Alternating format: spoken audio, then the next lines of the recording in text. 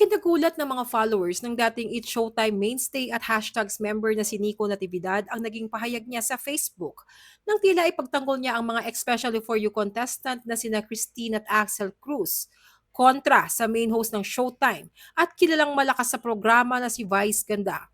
Sina Vice Ganda at Nico ay kilalang dating malapit sa isa't isa. Kaya nagtataka ang marami kung bakit tila tinitira ni Nico ngayon si Vice. Narito ang buong detalye.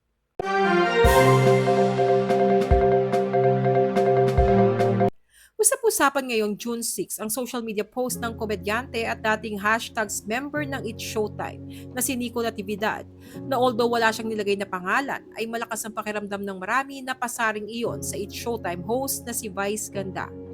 Kaugnay sa insidenteng nangyari noong May 31 episode ng Especially for You kung saan searcher ang dalagang si Christine at searchy naman ang binatang si Axel Cruz. Nag-post si Nico sa Facebook na naaawa raw siya sa dalawang contestant sa TV na umano'y ginusto lang ng exposure subalit tila na trauma raw.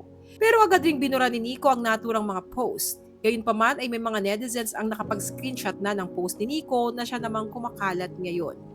Nakasaad sa mga post ni Nico, ipagpalagay na natin na bebeso talaga yung lalaki. Hindi naman niya intensyon manyakin sa live yung babae.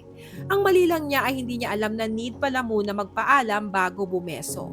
Kunwari lang na bebeso talaga siya ha. Naaawa lang ako sa lalaki na may nagawang mali pero hindi niya talaga intensyon. At syempre dun sa babae, na-offend man siya o hindi, siya lang ang makapagsasabi niyan. Kung na-offend man siya, alam ko na mapapatawad niya yung lalaki. Sobra lang kasi napahiya yung lalaki. Nasasabihan pa na tatadyakan at pwede kasuhan. Again, sa akin lang po ito ha. Alam ko kasi pakiramdam ng pinapahiya sa TV at napapower trip base sa experience ko.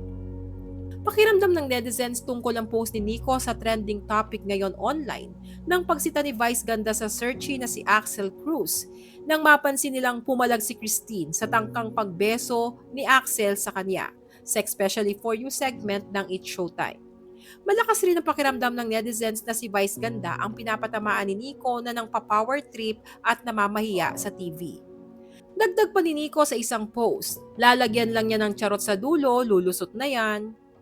Matatanda ang binawi ni Vice Ganda ang nauna niyang sinabi na mag-a-apology siya kay Axel. Matapos daw makausap ng It's Showtime staff si Christine na umami na totoo umanong nailang siya sa ginawa ni Axel.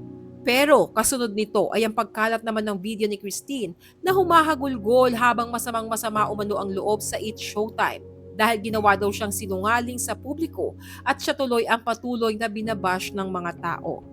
Ano pong masasabi nyo sa isyong ito? Ano ba ang dapat na ginawa ng mga host noong tagpong iyon? Share your comments below.